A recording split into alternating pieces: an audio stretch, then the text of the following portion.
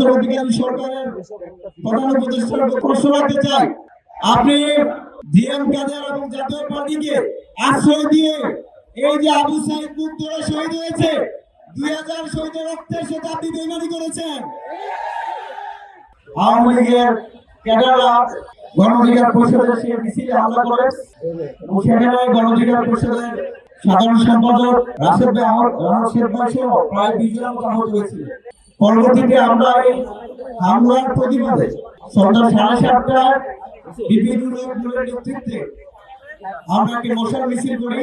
আমরা যখন জাতীয় পার্টির কার্যালয়ে যাই, কার্যালয়ে পাশ দিয়ে যাচ্ছিলাম, ঠিক সেই সময় পুলিশ আমাদেরকে পদরোধ করে এবং আর কিছুক্ষণ পরেই ওখানকার যিনি সেনাবাহিনীর দায়িত্বে ছিলেন লেফটেন্যান্ট কর্নেল রকিব, উনি আমাকে ডেকে নেন। আমরা একপাশে ছিলাম, মাঝে পুলিশ, পরবর্তীতে সেনাবাহিনী এবং পরে জাতীয় পার্টির লোকজন আমার সাথে শাকিল ভাই এবং রবিউল ভাইকে নিয়ে যায়। সেখানে যে লেফটেন্যান্ট কর্নেল রকিব ছিলেন, শুরুতে আমাদেরকে বলছিলেন যে আপনারা মত করতেছেন, আপনাদেরকে কাটলার হাতে দমন করা হবে। আমি তখন তাকে বলেছিলাম যার নামে 2টা মামলা আছে বৈষম্যবিরোধী ছাত্র আন্দোলন চলাকালীন সময়, সেই জিএম কাদেরকে আপনারা তাড়া দিচ্ছেন। তখন তিনি বলেছিলেন এটা রাষ্ট্রের ব্যাপার।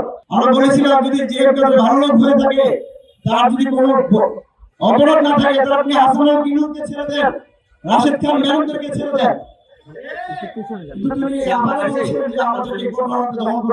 পরবর্তীতে আমি আমাদের যারা ছিলেন সবাইকে নিয়ে আমাদের কার্যালয়ে চলে আসি।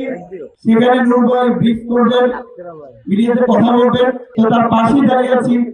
এর 4 থেকে 5 মিনিট পরে আমরা কিন্তু ওই জাতীয় পার্টির কার্যালয় থেকে চলে আসছি।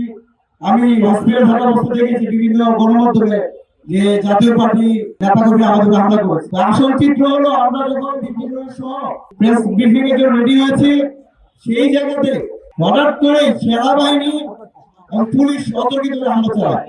আমি সেই লেফটেন্যান্ট কর্নেল রকিবকে বলছিলাম ভাই এখানে নূর ভাই আছে, মাইরেন না। এটা বলার সাথে সাথে বলছে নূর নূর বলে বাজে ভাষায় গালিও দিয়ে আমাদের উপর যে হামলা করেছে আপনারা দেখেছেন।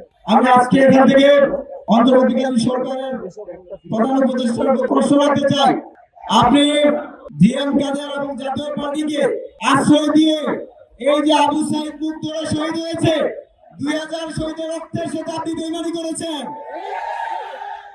আপনি আমরা জানতে চাই কত টাকার বিনিময়ে, কিসের বিনিময়ে এ দেশের মানুষ যখন নিরাপত্তা পাচ্ছে না, বিভিন্ন জায়গায় পুলিশ শিকার হচ্ছে, হত্যার শিকার হচ্ছে, সে জায়গায় আপনি সেনাবাহিনীকে জাতীয় পার্টির বাহিনী বানিয়েছেন।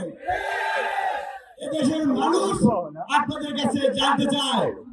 আমরা যখন আমি বৈষম্য বিরোধী ছাত্র আন্দোলনের কেন্দ্রীয় সমন্বয় ছিলাম, আমরা সেই আন্দোলনের সময় বারবার বলেছিলাম শেখ হাসিনা ব্যতীত যারা আছে, যারা এই ন্যায্য আন্দোলনের সাথে জড়িত আছে, আবু সাইদরা শহীদ হওয়ার পর হাজার হাজার লাশের পর যারা ক্যাবিনেটে আছে, সংসদে আছে, দয়া করে আপনারা পদত্যাগ করেন। কিন্তু সেদিন কিন্তু এদেশের ছাত্র জনতা যে মারা গেছে, তার কোন রকম ন্যূনতম মায়া মহব্বত আমরা কিন্তু জাতীয় পার্টির পক্ষ থেকে দেখতে পাই নাই। সেই জাতীয় পার্টি কিন্তু শেখ হাসিনা মারা যাওয়ার পর তারা মারা গেছিল। সেই জাতীয় পার্টিকে আজকে অন্তর্বর্তীকালীন সরকার পাহাড় হিসেবে রাখছে। একই চিন্তা আমরা দেখতে পেলাম, সরকার নুরুলের হামলার পর একটা বিবৃতি দিয়েছে। আবার অন্যদিকে দেখতে পেয়েছি সেনাবাহিনী বা সশস্ত্র বাহিনীর যে আইএসপিআর আছে, সেখানে একটা বিবৃতি আছে।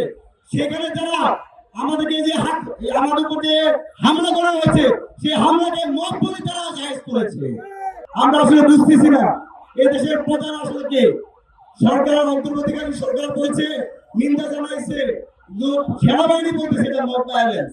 আমরা আবারও ইউনিট সরকারের মধ্যে আহ্বান, আপনাকে পুতুল বানানোর জন্য দেশের মানুষ রক্ত দেয় নাই। যদি মেরুদণ্ড সোজা করে এদেশের মানুষের নিরাপত্তা দিতে পারেন, তাহলে সরকারে থাকুন, না হলে স্বেচ্ছায় পদত্যাগ করুন। এই সাথে আরেকটি কথা বলতে চাই, আমি বিশেষ করে অনেক বেশি কষ্ট লাগে এই জায়গায় বিএনপির বাইরে